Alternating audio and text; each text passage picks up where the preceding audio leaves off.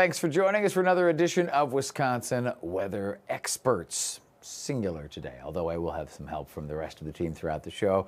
Let's take a look and just kind of dive into this beautiful day. You saw the shot there leading into the program.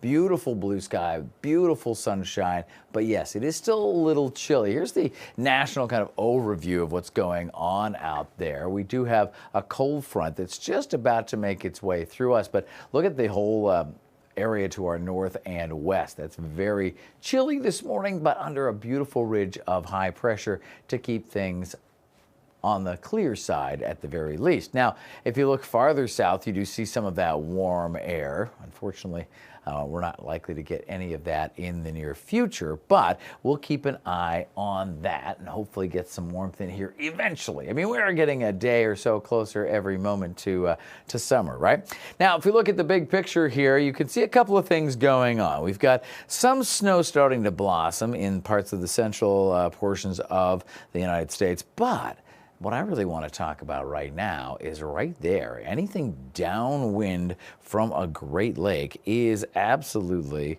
100% getting just hit with lake effect snow. You can see that band really healthily coming off of Lake Ontario. You've got a little off of Lake Huron, even Georgian Bay, certainly Lake Michigan and Lake Superior, all showing that substantial lake effect snow. Now, Lake Ontario and Lake Erie are one of the most effective lake effect snow machines around, in addition to Lake Superior. But these more southern lakes here tend to be lined up very nicely with west and northwest winds and create that long, what we call fetch. Fetch is a long, open area of water. So you've got the air coming down across this long stretch of open water, just gathering up, and just unloading on poor little Oswego. So I spent about 3 years living right here in Rochester, and we would routinely be forecasting and have to travel out to Oswego for these mountainous snowstorms. North of Syracuse along this 81 here was notorious for picking up several inches or in some cases feet worth of snow in that part of upstate New York. They have something called the Snow Bowl each year where they kind of battle to see who can crank up the biggest snow totals. Numerous years we're triple digits for that winter there. Now, of course, like today, we have quite a bit going on there. We've got, let's see, a lake effect snow warning, no surprise, in that band that we were just looking at. And then you also have a winter weather advisory just kind of outside of that lake effect snow warning as well. Now, if we look a little farther to the south here, there's a very colorful map across parts of Kentucky, West Virginia, getting into parts of the Delmarva there, and even on into parts of Jersey. So all of this mess here, which is a wide variety of warnings and watches, let's just check them out. Winter storm watch, there we go, winter storm warning. This lighter purple one here. We've got ourselves a winter weather advisory. All of that is really all out ahead of a system, as is most of what's happening over into parts of Kansas, Missouri as well. You've got, again, a winter storm watch and a winter weather advisory.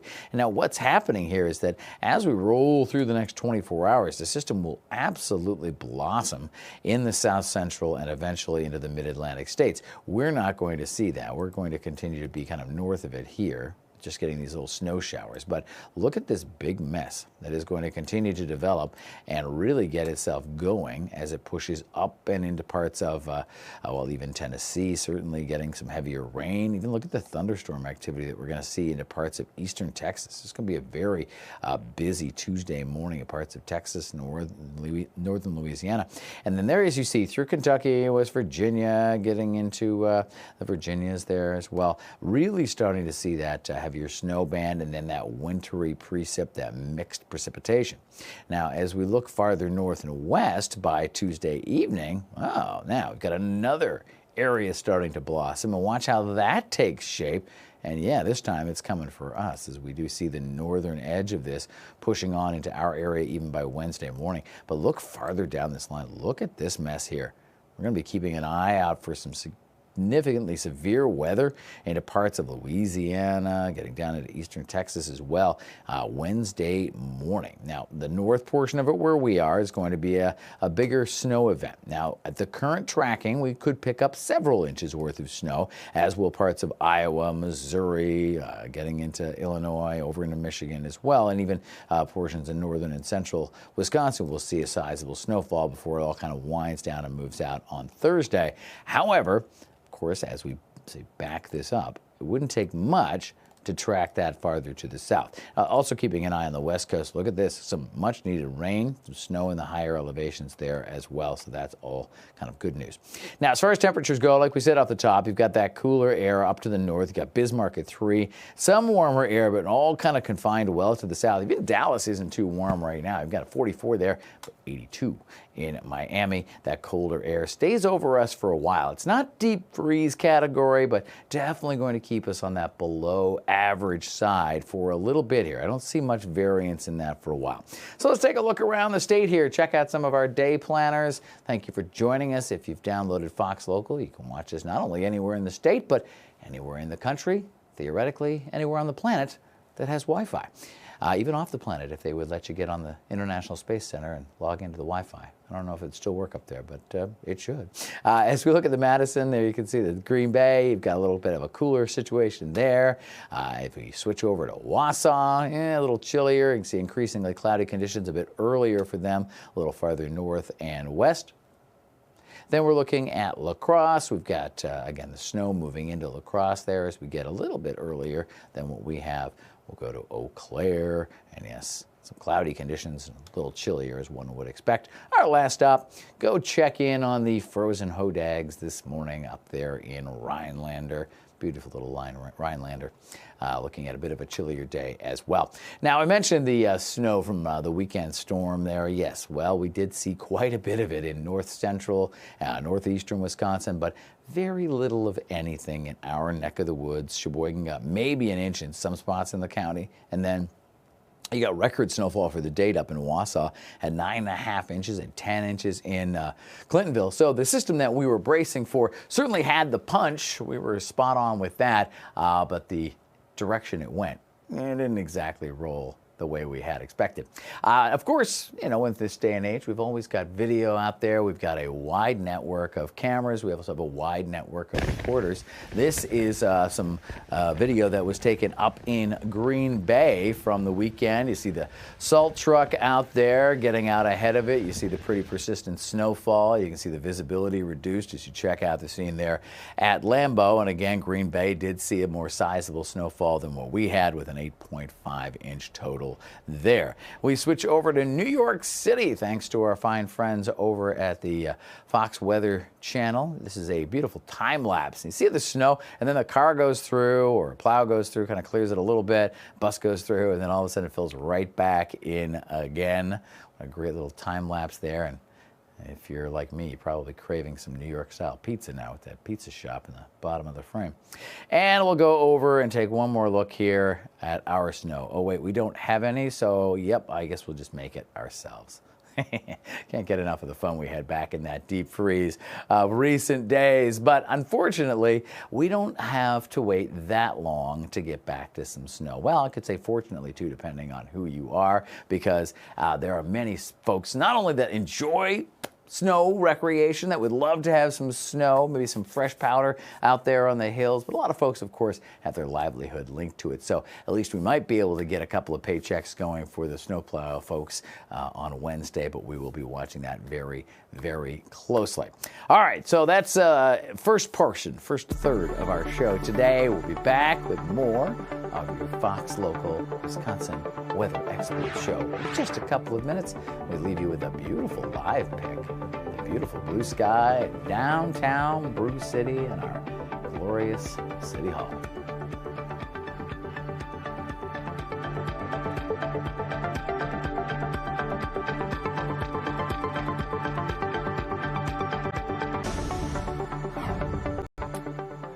Well, like waking up this morning on this Monday morning, it was a little bit chilly. We had some beautiful sunrises because of very clear skies. Clear skies are often a key ingredient to a very chilly morning and a very chilly night.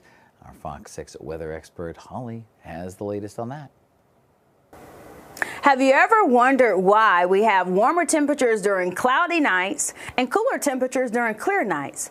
Well, I'm here to explain it to you. Well, during the day of every day, we have the sun that comes up. And once the sun comes up, all of the radiation from the sun that actually heats up the surface in the ground during the day. But once that goes down, once the sun goes down, a lot of that heat that we accumulated during the day, it escapes. It escapes back up into space. So how do we get warmer temperatures out of that if all of the heat is escaping? Well, that's because whenever you have those clouds act as a blanket. And when they act as a blanket, usually it blocks all of the warmer air from ascending all the way up into space. It actually re-emits some of that heat back down to the surface, and that creates warmer temperatures overnight whenever we have cloudy skies versus clear nights. So whenever we have clear nights, we don't have any clouds, and usually all of at least the solar radiation that has warmed the ground, that all escapes back up into space with nothing re-emitting back down to keep us warm, and that is what creates those cooler temperatures. All right, thank you, Holly. And of course, it also leads to beautiful sunrises, but those can be deceptive because it looks so nice and so warm even out there on this Monday midday and early afternoon. And just not, because it got so cold last night.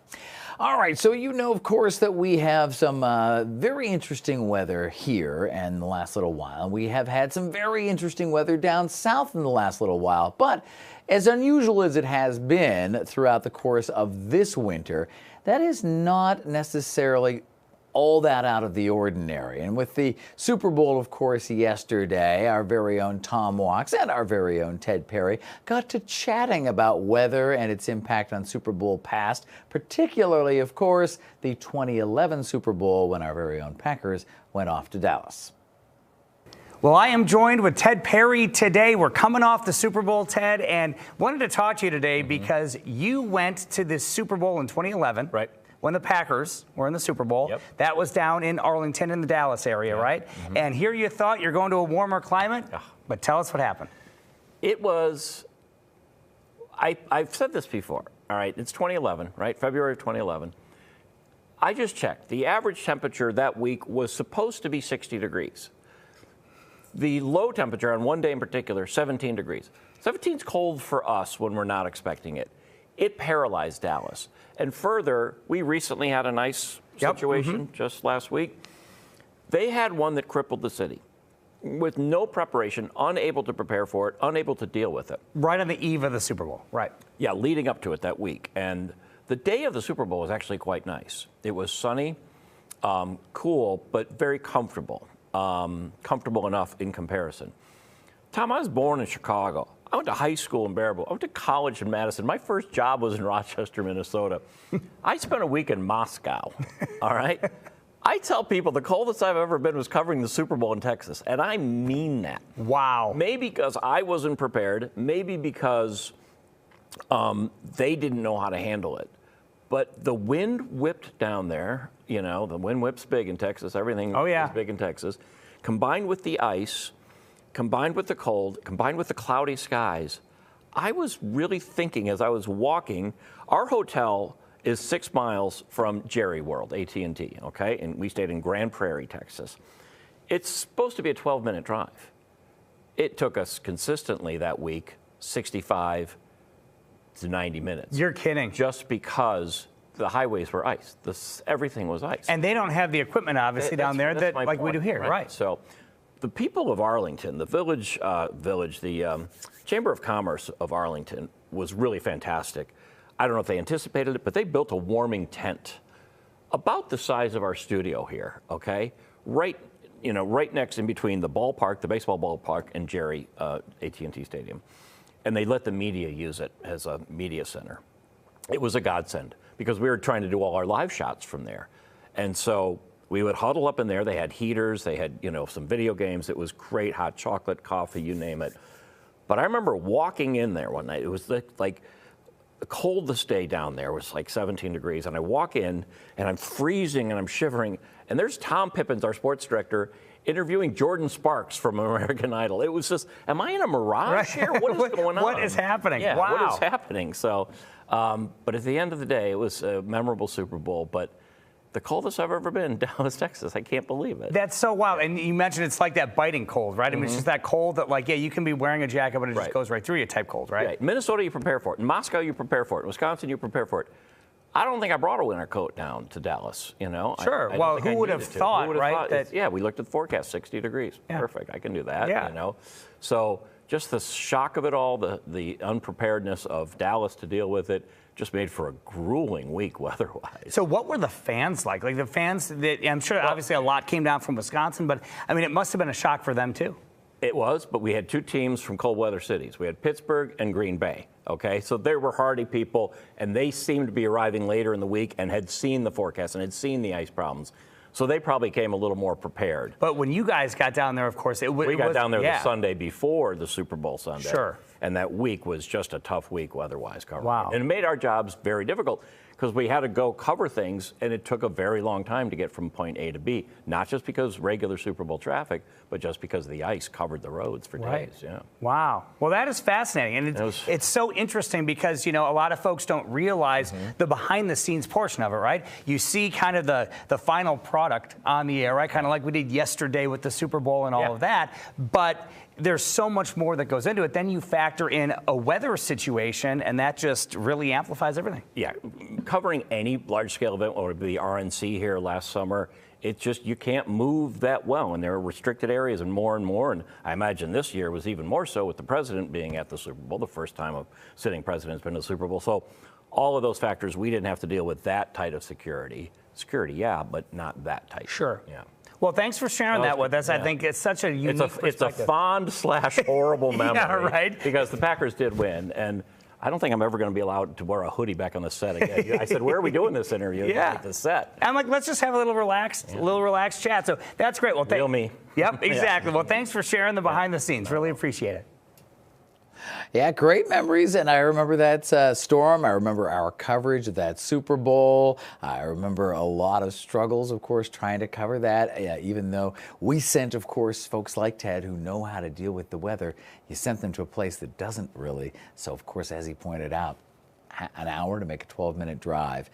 It's outrageous to think that if it were here in Wisconsin, but it was Dallas, and it was Super Bowl weekend. There was a lot of variables there, and you put that kind of snow, even a little bit of snow and cold down in places where they don't have the infrastructure, they don't have the history, they don't necessarily have the knowledge of how to drive it, and they don't have the cars to drive in it either. I mean, what we put as far as tires on our car, even in the regular season, are stronger, more sturdy, more snow-worthy tires than what a lot of folks will put on farther to the south. It's just a whole different animal right there.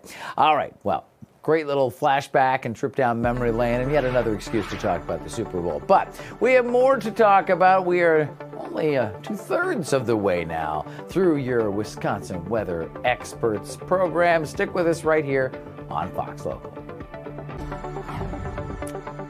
Welcome back. Thanks for joining us here at the Wisconsin Weather Experts, an exclusive on Fox Local. If you like what you're watching, of course, you can always watch it again. We're going to have these up. They'll be bingeable. You can just sit down one day and watch them all back to back to back. And hey, do us a favor. Tell your friends, tell your family to check it out, whether they watch it live here from 12 to 12:30, or whether you just, like I said, look for it up there on the dashboard on the Fox Local app and watch it whenever you want, wherever you want. All right, so we are immersed in the world of weather, right? I like to nerd out a little bit when it comes to weather, and as part of the whole science, there are a lot of words that we don't necessarily use in everyday conversation. And meteorologists have their own kind of language, right? Talk about isobars and isotherms and baroclinic zones and atmospheric pressure and things like that. So in an effort to kind of share our little nerd world with you, our viewers, who clearly, obviously, still enjoy the weather as well, otherwise you wouldn't be watching, right? We thought we'd bring you a little bit farther behind the curtain by trying to teach you some of our language. Holly's got our weather word today. Hello, everyone. Class is officially in session.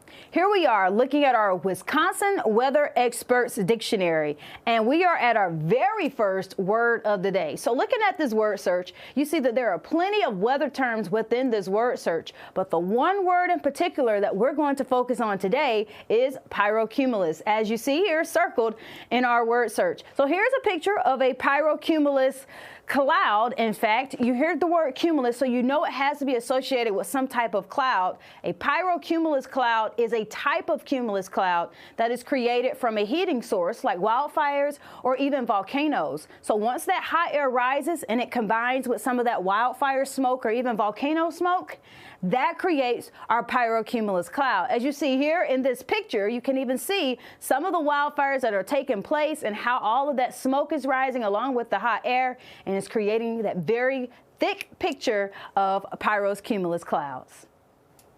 There you go. We will continue to dig deeper into our weather dictionary in the days, weeks, months, and years ahead here on Wisconsin Weather Experts. Now, of course, if you want to ask us a question, maybe you heard a weather word and you're like, what on earth does that mean? What was albedo? What's that mean? Or anything else that you might hear or have a question about, hey, send it to us. It's pretty darn easy. In fact, you could do it right now if you scan the QR code that's up on your screen, or you can check us out on our website.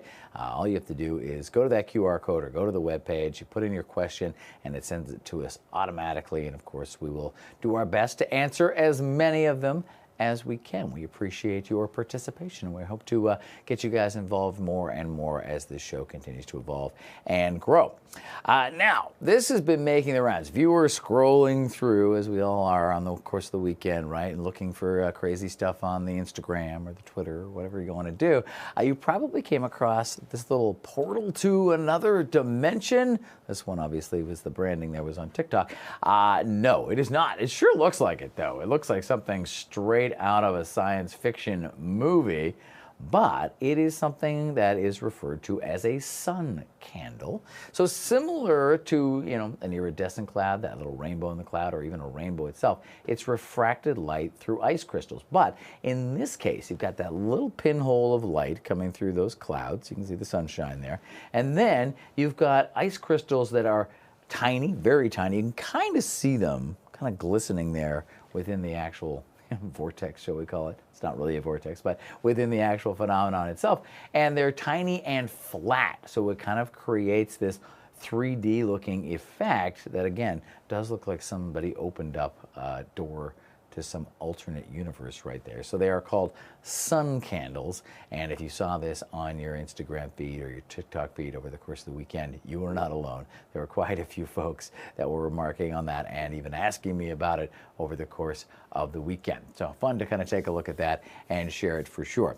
Once again, if you have any questions that you'd like to share, or maybe you've got some fantastic video right there, well, no problem. Please reach out to us and send us your questions with the QR code. Something else you can do if you want to get involved with our show is to simply keep that phone rolling, right? We've all got that smartphone right here. We've basically got a tiny TV production studio right in the palm of our hand at any given moment. Now, I say this, and I want to urge you to always do this safely, but if you see some interesting weather phenomenon, something in nature, something in earth science, maybe you are seeing a strange bird even, or you're seeing a migratory bird or some sort of animal that you think is out of time with the season, take a picture. Take a picture of your snowman, take a picture of things like that sun candle there or an iridescent cloud, and send it to us. You can do that through the FOX6 Storm Center app. You can also do it, obviously, through the QR code or through other spots on our website as well. The more you send us, the more we get you involved,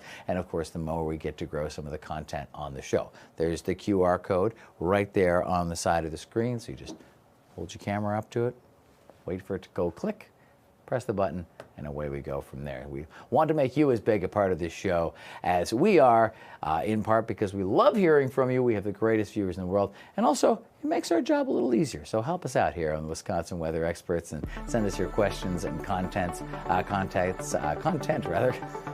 We will talk to you again on the next edition of Wisconsin Weather Experts on Fox Local.